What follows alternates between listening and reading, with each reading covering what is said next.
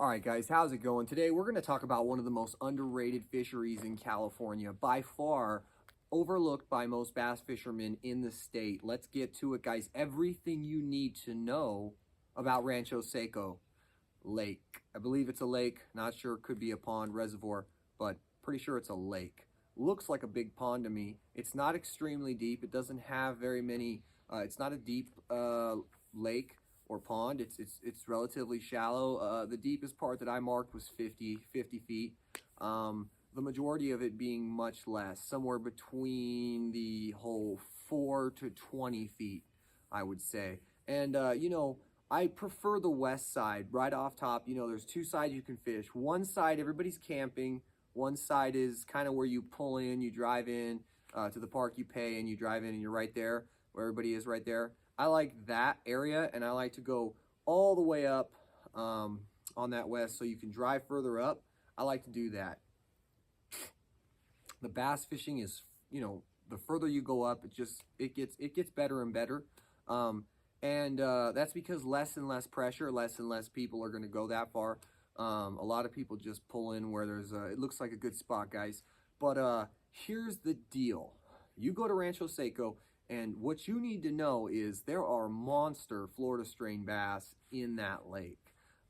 We've got a couple that were just shy of 19 that were recorded. We got a couple others that weren't certified that were over 19, pushing that 20-pound range, guys. And that's a monster size bass. This is one of the only places in California that has pure strain Florida largemouth bass. I mean, guys, this is a really special thing. If you look at the West Coast in general, you look at all the states, Texas, California are the only ones that really have Florida strain bass. And we don't have a whole bunch, but obviously Florida has a bunch. So here's the deal, guys. You go there, and the fishing is phenomenal year round. They got trout plants for the colder months of the year, and they've got a robust panfish population, catfish, and some other fish, carp and sunfish and all that good stuff. But here's the most important thing. They have trophy bass.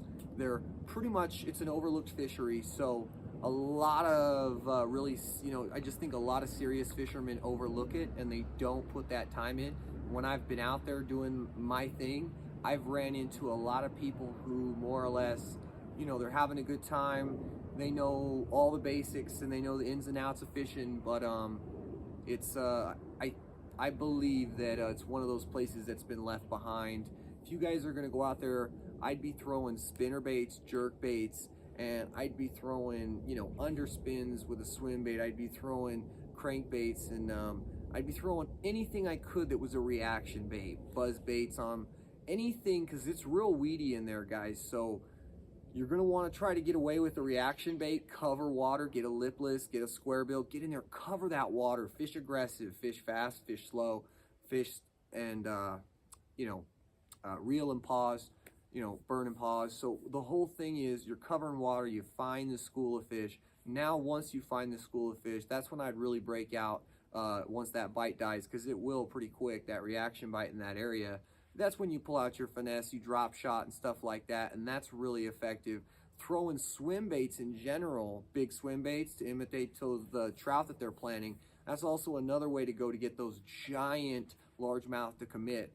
And of course, the last way that we're going to talk, well, there's two more ways. There's a jig you can punch, but I prefer at that place, and generally I prefer when it comes to Florida strains, using 10 to 12, even 14-inch plastic worms, and that's really going to get you that big bite. You're not going to get a lot of bites out there when you're out there using Huddlestons for swim baits and 22nd century, triple trout, 12, 14-inch worms, but you're going to catch a fish of a lifetime.